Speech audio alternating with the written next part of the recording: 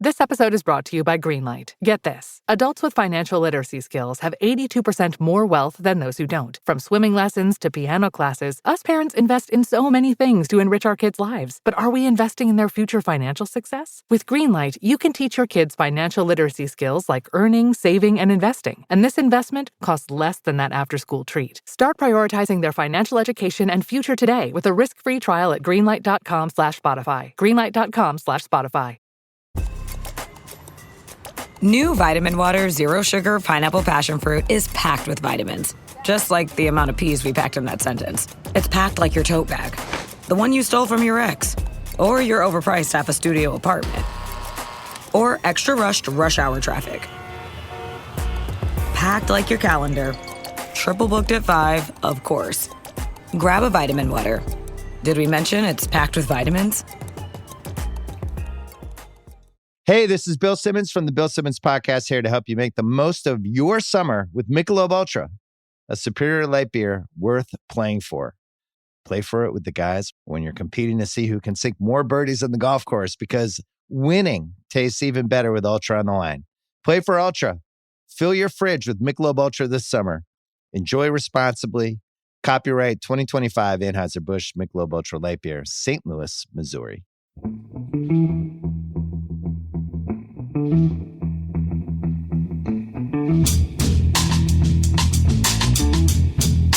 Hello and welcome to The Price of Football, the show that looks at the money behind the beautiful game with me, Kevin Day, and Liverpool University's Kieran Dwyer.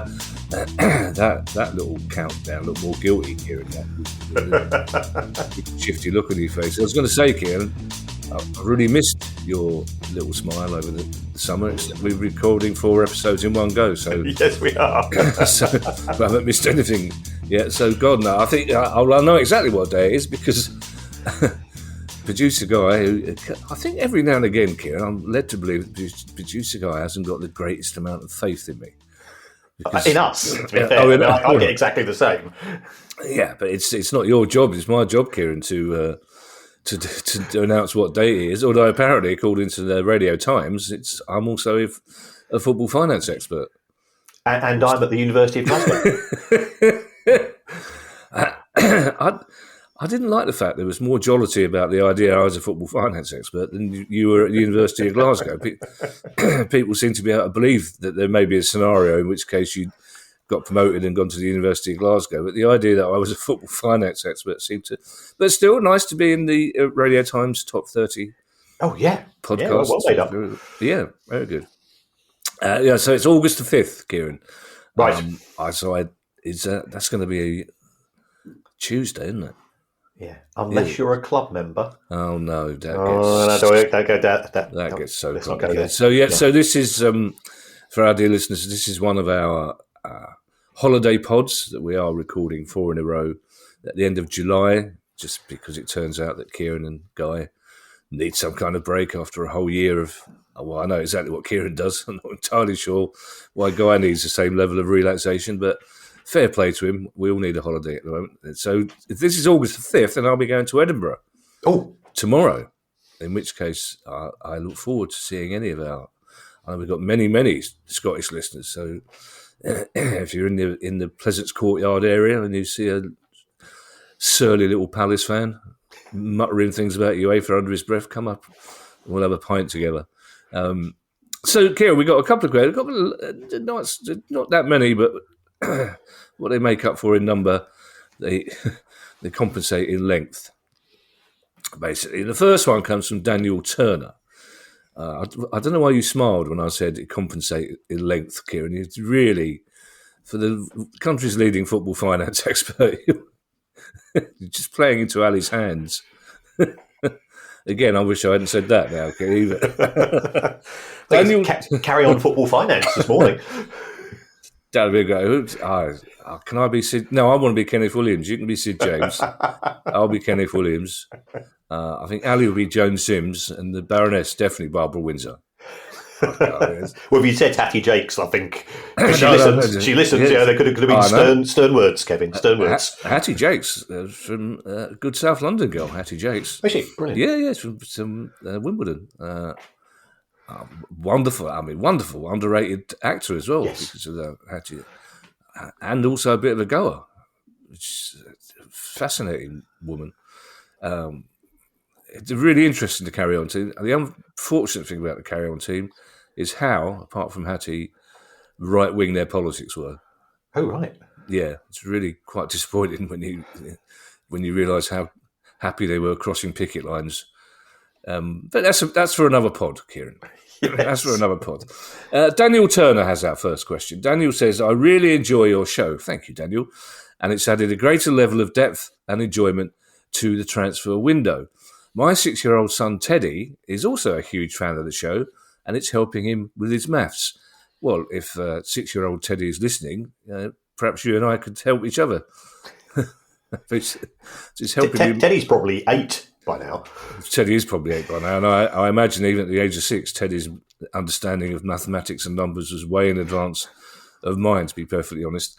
Daniel says, my question is, when a transfer involves a fee plus one or more players, how is that represented in both clubs' accounts?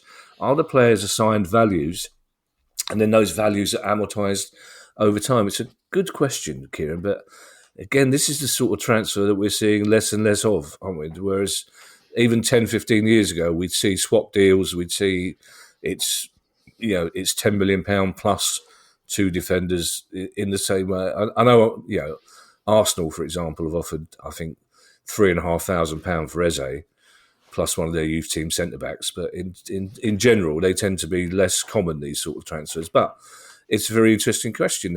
How it sounds a bit disrespectful to call the player a make-weight, but how is the make-weight amortised in this sort of deal? Ultimately, it comes down to the decision made by the buying club to a certain extent. But you have to be very, very careful here. If we go back to the summer of 2024, we did see a lot of swaps but not swaps deals where players were moving from club to club in the same window. The benefit that gave to both selling clubs is that they were able to allocate a selling price and therefore buying price for the other club. And that conveniently resulted in significant profits.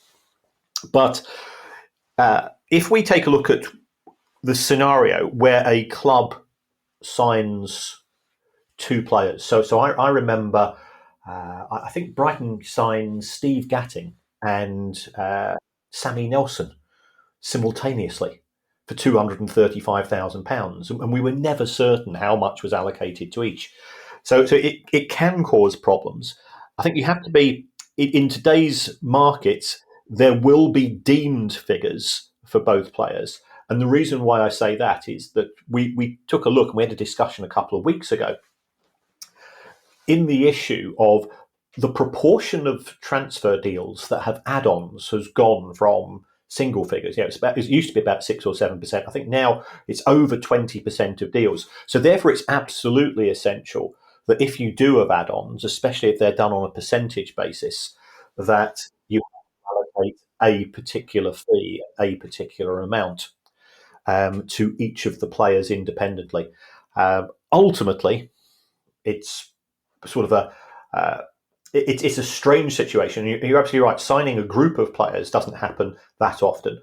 But Manchester City, I think they sold 4 of their youth team to Southampton for about 20 million a year or 2 ago, and nobody was quite certain how much was allocated to each. Well, that causes problems because if you've got an add-on, how much of the profit, if that player is subsequently sold, goes back to Manchester City. So the lawyers and the club secretary will be very definitive in terms of the deemed amount which goes to each club. When it comes to amortization, then that deemed amount will be allocated across the life of the contract to determine the annual amortization charge. So let me just get this straight, Kieran. If we know Arsenal are very keen on Eberechi Eze. So if Arsenal were to do a deal whereby they get Eze, we get £50 million plus an exciting young striker from their youth team that's valued at £15 million, say, So does that mean Eze will then be amortised at £65 million, or will his value still be considered to be £50 million? His value, let me just quickly run through my head. I'm trying to work out why the Baroness is bringing the bins in. Yeah, I could hear a rumble there. Yes. It was either thunder or somebody rather crossly bringing in the bins. Have we missed your bin window, Kieran? Well, no. I you know how efficient I am. I brought the bins in 2 hours ago. Did you? So she's bringing in the neighbour's bin and I just put them up our drive. Talking of carry on price of football, she's bought the neighbour's bin right up my drive. What you would say under those circumstances is the ultimate price paid by Arsenal would be deemed to be £65 million, right? And the price deemed to be paid by Crystal Palace would be deemed to be 15. And then those sums would be amortised, and that would also, of course, be beneficial to both parties. It's really useful for Palace because it allows them to book an extra £15 million of profit on the sale of Eze, and that goes into Palace's PSR calculations for 25-26, should that deal go ahead. And of course, by the time this show goes out, it may have gone ahead. Yeah, of course. Of course. No. This show, that's true, but even though it's only the 5th of August.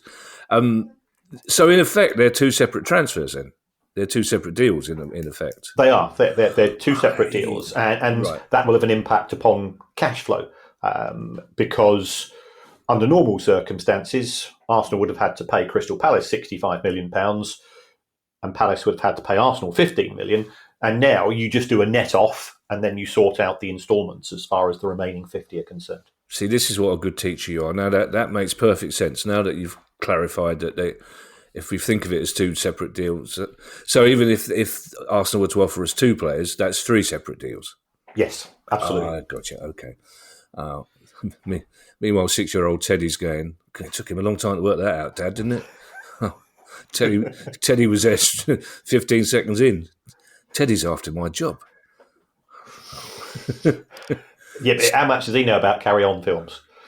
Fair. Well, 6-year-olds these days, Kieran, are all... Yes. I feel like I should have been pulling an imaginary roll-up out of my mouth. 6-year-olds these days, Kieran, they know a lot about Carry On films. Stephen Smith has a question. Now, normally, Kieran, I'm really happy to be reminded of football history, but Stephen's reminding me of something I had completely forgotten about. 100% gone out of my head, totally. And Stephen Smith says, back in 1988, did the Football League make or lose money on their uninspiring mercantile credit football tournament? Uninspiring, certainly unforgettable. If I remember correctly, it was poorly attended, and I'm sure they'd have had to pay good money to get the likes of Maradona to come over and take part. Did Maradona? He would have been very young. Did Maradona came over and played in the mercantile credit football tournament, Kieran, did he? Well, I think I'm mixing this up with something else. But yes, originally I started looking at the Football League Centenary tournament in respect to this. But yeah, it wasn't a great idea. There's not enough detail to determine whether the authorities actually made a profit on this, because they don't break down the information on a granular basis. But as far as this tournament is concerned, from what I can make out, they would have had to everybody had to pay Maradona a substantial fee, whether that was in dollars or rubles or pounds or grams. You know, it was that type of guy, and his entourage would have taken about 80% of it, because he was fleeced by hangers-on when he was a player. So I know that also in 1988 the Football League did have its centenary tournament involving sort of the big clubs, and it took place, and nobody seemed particularly interested. But it was Everton, Liverpool, Luton, Manchester United, Newcastle, Forest, Wednesday, Wimbledon, Villa, Blackburn, Crystal Palace were in it. Leeds United, Sunderland, Wigan, Tranmere and Wolves. Wolves were in the 4th division in that year. and Palace got knocked out in the first round. In case you don't remember that, they got knocked out by Sheffield Wednesday on penalties. Oddly enough, no, that's slipped. Oh, slipped your mind. Yes, I do remember. Again, see, this is a summer pod, Kieran. So I think we're getting away with stuff we probably wouldn't get away with in the normal season. So two things are striking. I do remember the very first time I saw Palace at Wembley. It was the most bizarre weekend style five-a-side tournament in which there were half-hour-long games. And at one stage, I'm fairly sure there were two games going on at the same time. Yes, across the width of the pit. I'm also fairly sure we were the first team that went home. I've got vague memories of getting there about 10 in the morning and then trudging away from Wembley. But just also thinking about Stephen's question, it's a good question, but back in 1988, Maradona would have been the most unpopular footballer in England. I can't quite imagine why they would have invited him to take part. The Football League were never noted for their ability to read the room, were they? What, Graham Kelly? Graham Kelly looks. No, you're quite right. Even actually, I can't remember at the time. I don't think I would have spent much time as a 27-year-old thinking about Graham Kelly's ability to read the room. But looking back at it now, you think, my God, those rooms were very different, weren't they? And talking of light-hearted summer pods, I mean, these pods really are the equivalent of Games Day in the last day of term, aren't they? Basically, Yes. Josh Cunday has a question, which is maths and football finance related to an extent if you elasticate your definition of football finance. But this is a perfect pub question, this one. Josh Cunday has this question. Josh says, the bar closest to me at the Etihad is constantly plagued with issues due to the pint pouring machines they use. Now, for anyone who hasn't had the pleasure of watching the best team in the land and all the world at home, although I did see them at Wembley earlier in the year, they use a contraption which holds 6 cups and then raises them towards 6 spouts in order to pour the pint. So 6 cups raised up towards 6 spouts. The result of this is usually half a cup's worth of head, which then needs, Kieran, I wish I'd read that beforehand, that sentence, which then needs some less than careful topping up via the other cups, spilling God's nectar all over the bar. I'm going to stop there, Josh, and say I've never been to any football ground bar where I would describe anything that came out of any of the spouts as God's nectar. This is just context for you, Kieran, obviously. Some bright spark clearly thought this was more efficient than a traditional tap. Has there been any study or research to come to a consensus on the fastest way to pour matchday pints? If a club can pour pints faster, they have an economic motivation to reduce the cost of beer to generate greater demand and sell more units. This would encourage people into the ground earlier, which of course clubs want, and increase the sales of complementary goods such as salty snacks and pies. I love the idea of calling them complimentary goods. Would you like a free pie, sir, on this very long flight? I believe Spurs have gone down this route. Can other clubs do the same to generate greater income and reduce the ever-increasing pounds per pint ratio for supporters? Now, Kieran, you may not get the Spurs reference because at the brand new Spurs stadium, Tottenham Hotspur Stadium, Tottenham Stadium, whatever we're allowed to call it by Daniel Levy these days, we still don't know whether they do have a cheese room. They don't. No, they don't have a cheese. Okay, they officially do not have a cheese room. They do. That's good to know. Yeah. But what they do have, and which we were all very excited by, Palace were the first team to play Spurs on the opening night. Also, the first team to lose there twice. Which in the old pre-FA Cup days, that was the sort of thing we took as a little benefit. First team to lose at Tottenham's new stadium twice. Yeah, well done, Palace. But what they've got at Spurs is Daniel Levy is so rich, he's defeated gravity. Because he's in a kind of... I imagine Elon Musk would be furious. If anybody in the world thought they were going to defeat gravity, it'd be Elon Musk. But at Spurs, they have these pints, you plonk them down and they get filled upwards. Which the first time you see it, you think, this is proper Willy Wonka stuff. And the second time you see it, you go, mate, this is taking just as long as it does to pour downwards. Basically, it doesn't take a man who's waiting for a drink long to get cross when it takes 3 seconds instead of 4, or 4 instead of 3. So, but if anyone's going to have done this research, Kieran, it's going to be you.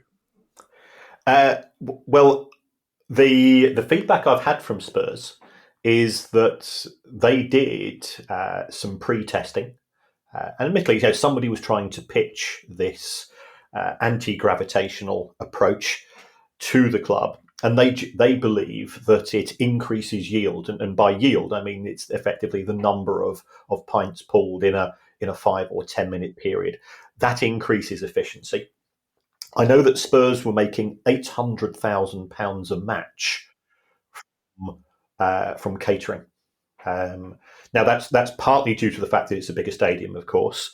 It's a small contribution, but I think Daniel Levy is very much a disciple of the marginal gains approach. And also, from what I hear, I'm the last person to be able to comment upon alcohol prices.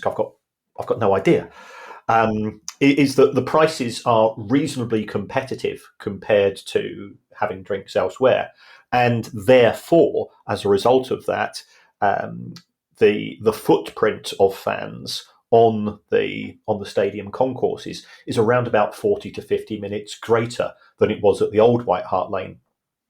And therefore, what are you doing in that extra 40 to 50 minutes? You're spending money, and you're spending money on catering and so on. So it does appear that works. I understand where Josh has come from. When I was sort of 19, 20, I used to work in some of the pubs and clubs in Brighton, and even though I didn't drink, I'd still end up, and I was absolutely hopeless at pulling a pint because I had no idea what I was trying to do. So I used to end up doing doing glass collection. And if you're 19 years or 20 years old and you're doing glass collecting in the gay bars in Brighton, you learn an awful lot about your fellow humans. That was an interesting period of my life.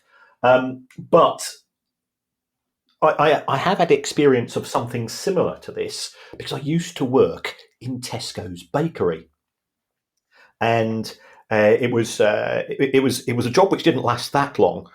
But we used to make donuts in the local bakery, and a bit like Josh's filling 6 pints simultaneously, used to fill donuts with jam, 4 donuts at a time, because you had this vast vat of jam, and then at the top of it you had a syringe, sort of a bit like a hypodermic syringe, and you had 4 needle points, and then you put a donut on each of those, sort of north, east, west, and south, press it down, and as a result of that, it injected jam into the donuts, because this was late 1970s, wasn't particularly mechanical operation, and I used to, and it wasn't the greatest of jobs, and one day I got a bit bored, so instead of putting 1 syringe full of jam into the donuts, I put 4.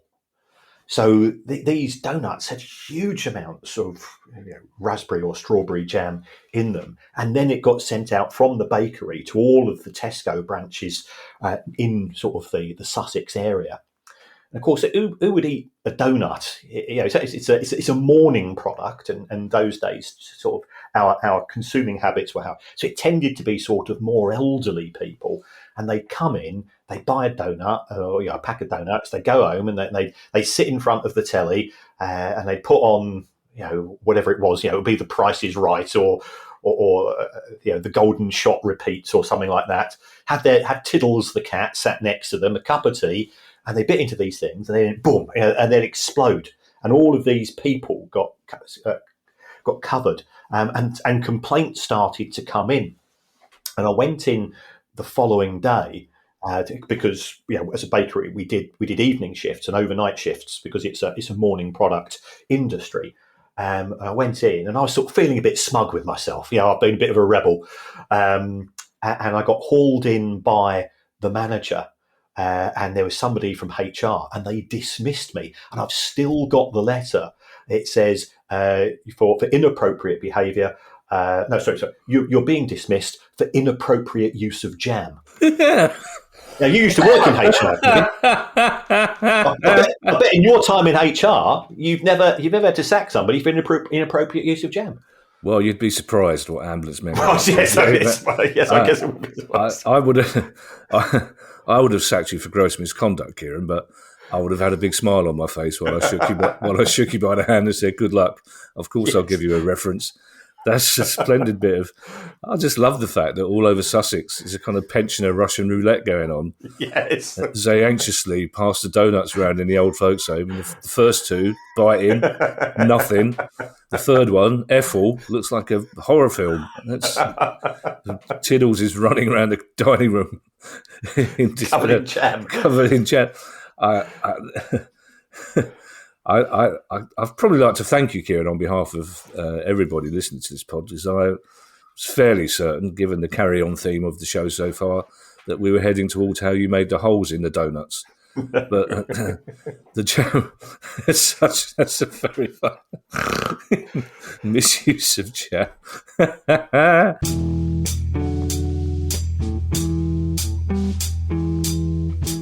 If you've shopped online, chances are you've bought from a business powered by Shopify. You know that purple Shop Pay button you see at checkout? The one that makes buying so incredibly easy? That's Shopify. And there's a reason so many businesses sell with it, because Shopify makes it incredibly easy to start and run your business. Shopify is the commerce platform behind 10% of all e-commerce in the US. Sign up for your $1 per month trial and start selling today at shopify.com/promo. Go to shopify.com/promo.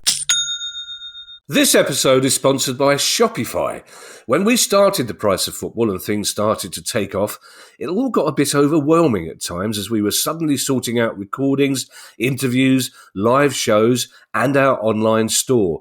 When you're starting off with something new, it seems like your to-do list keeps growing every day with new tasks, and that list can easily begin to overrun your life. Finding the right tool that not only helps you out, but simplifies everything can be such a game changer. For millions of businesses, that tool is Shopify. Shopify is the commerce platform behind millions of businesses around the world, from household names like Mattel and Gymshark to brands just getting started. With Shopify, you get your own design studio that includes hundreds of ready-to-use templates. You can accelerate your content creation with Shopify's AI tools that write product descriptions, page headlines, and even enhance your product photography. And you can easily create email and social media campaigns wherever your customers are scrolling or strolling. If you're ready to sell, you're ready for Shopify. Turn your big business idea into with Shopify on your side. Sign up for a £1 per month trial period at shopify.co.uk/priceoffootball, all lowercase. So go to shopify.co.uk/priceoffootball to take your business to the next level today. That's shopify.co.uk/priceoffootball.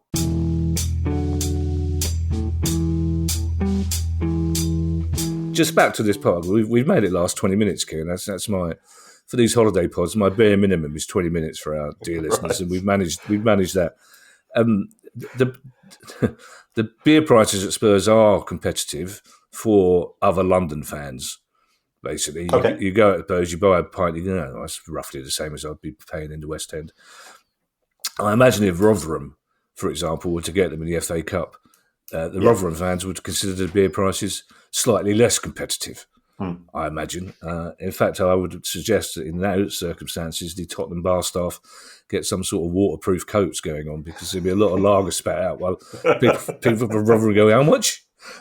And also, those test conditions you mentioned, I'm sure they would have been carried out in slightly less than realistic circumstances, because Of course. when the first game is attended by 3,000 Palace fans, 2,500 of which have taken 2 hours longer than normal to get there, because it didn't occur to anyone who built the stadium or TfL that adding 30,000 people to a crowd and not adding any number of trains to the fucking Victoria line might cause some transfer. By the time you got, then you have to navigate, and I've said this before, you have to navigate the 3 sniffer dogs at Spurs, and the third dog still yet to discover what the third sniffer dog could be jam. Could be jam. Could be jam. Could possibly. It could be Rotherham. It might be that they're sniffing Rotherham fans to make sure they've got enough money to buy a pint. Who knows? But it's that's. I also want to know whether it was the first date or the second date you told the Baroness that jam story on, or did you wait till post-wedding? Because did you think? I wanted to be respectable. It was good for me. They're Tesco, the only people to have ever sacked me. So I boycotted Tesco for years, and I only started going back when wife number one became pregnant, and she woke up one morning and she said, I want to have cherry flavoured 7-Up. I'm going, what? So I'd migrated to Sainsbury's. I was being sort of Wolfie Smith. I'm never going to set foot in Tesco's again.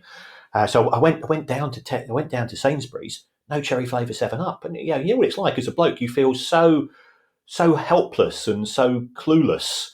So I nothing in Asda, nothing in Morrison. So I ended up going to Tesco and got a bottle of cherry flavour 7-Up, and I was quite pleased with myself. And she drank one of those 1.5 litre bottles, sort of just downed it in one. So I had to keep going back to Tesco's, and that's why I forgave them. Well, it's the hunter-gatherer instinct kicks in, doesn't it? It is, yes. It's where Ali asked me to go to the shop recently to get a certain brand of dark chocolate that she likes, and they didn't have it. So I thought, well, I can't get another one. She wanted that one. No. An hour and a half later, Ali goes, where the fuck have you been? I went, I've been traipsing the streets of South. Also, Kieran, you say you boycotted Tesco's. You quite happily wore a Brighton shirt for 30 years, so you didn't. And the matching shorts. And for one season. Oh my God, they were terrible. Thank you to everyone who's sat through this light-hearted holiday pod. It's like a seaside special on a Saturday evening in the summer. You go, oh Christ, please get this over with and get autumn back. Thanks to everyone who's joined the Price of Football Club. If you'd like to join the club too and get every episode a day earlier than everyone else, ad-free listening, and invite to our monthly Q&A sessions, bonus episodes, and more, then go to our website, priceoffootball.com. If you have a question you'd like answered on the show on our regular Tuesday questions, you can email us at questions@priceoffootball.com. And don't forget, you can follow us on Twitter X. You can find us on YouTube. And if you'd like to buy one of our books or a Price of Football t-shirt, you can find all the details on our website, priceoffootball.com. We have one more special holiday pod for you to go, which is Thursday, I think. I don't know what day of the week it is. I'm in Edinburgh. And then we'll be back to blessed normal. Hurrah! And the summer will be nearly over. Bye, everybody. Bye. The Price of Football.